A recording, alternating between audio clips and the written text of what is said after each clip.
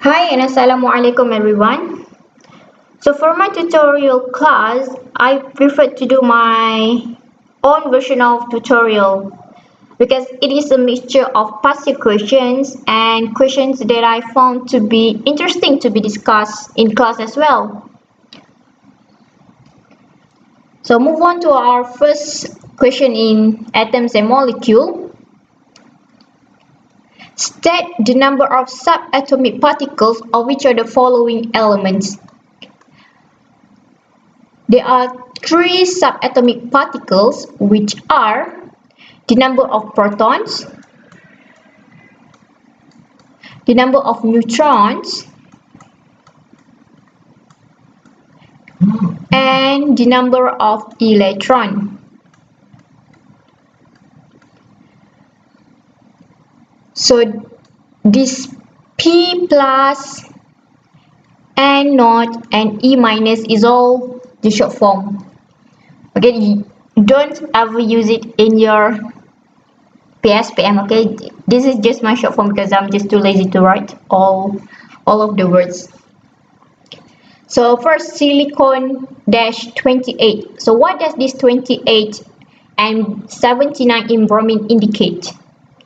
So these are the nucleon number.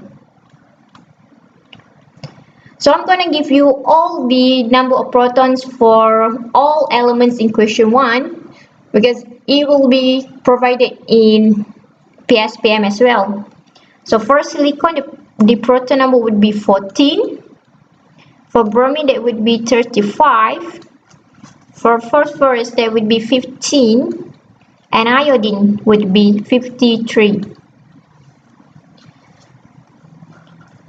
So for the number of neutrons, you just have to minus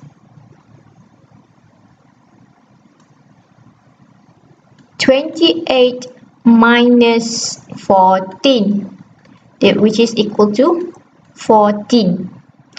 Because nucleon number, again, you know this back at high school, is the sum of proton number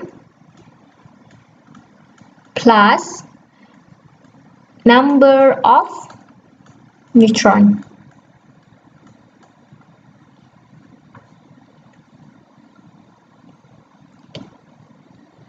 So all of these elements exist in atom. So you've already know that the number of protons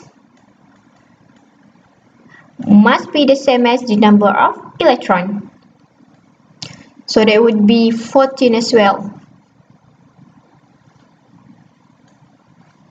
So for bromine, the number of neutrons would be 79 minus 35. And that will leave you with 44. So the number of electrons would be 35. And for the phosphorus, the number of neutrons, so it's already given to you. Phosphorus has 70 neutrons. So the number of electrons would be 15. For iodine, the neutron is 72 and the electron would be 53 as well, since it is an atom. Question 2. An element acts with a nucleon number of 65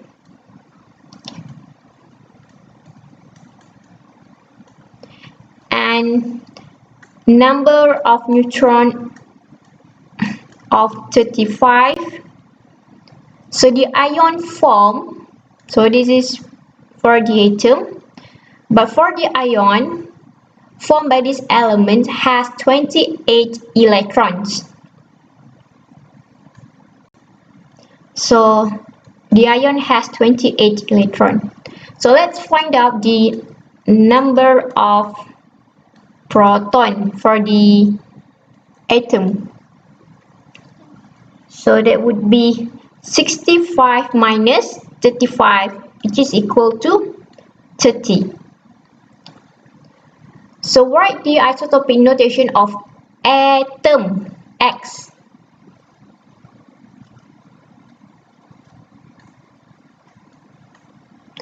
So X at the top, the nucleon number would be 65 and the proton number would be 30. What about for the ion?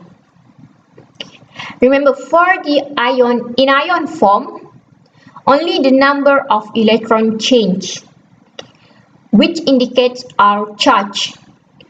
So the element is still the same, X, nucleon number is still nucleon number, and the proton number is still the same, but we're gonna have a charge at here.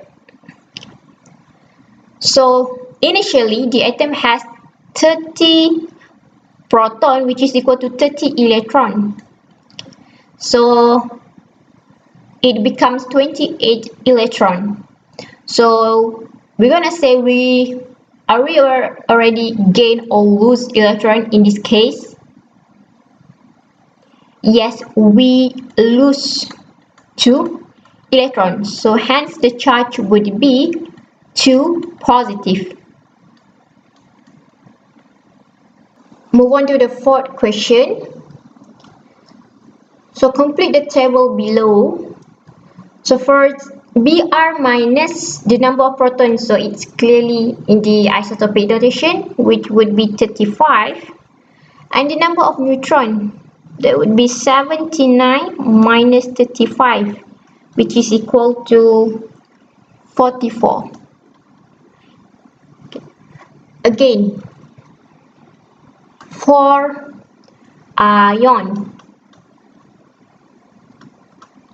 the proton number is not going to be the same as the electron number because we already lose or gain electron to form an ion. But for the atom, proton number is the same as electron number. So the number of electron for Br minus, so the charge is 1 negative.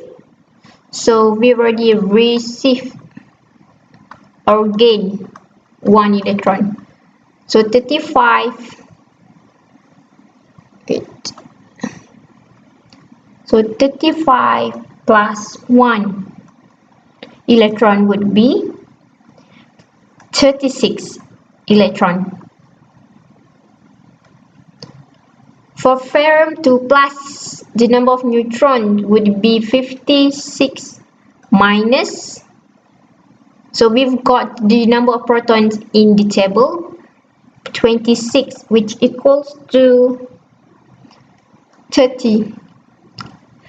So the charge for Fe is 2 positive, means we lose 2 electrons. Hence 26 minus 2 would be 24.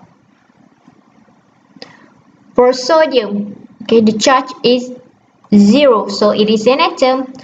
So it's really easy. The number of electrons would be 11 as well. So I want you to complete question 3, 5, and question 6 for isotopic notation. Okay, I'm gonna check it in the next class.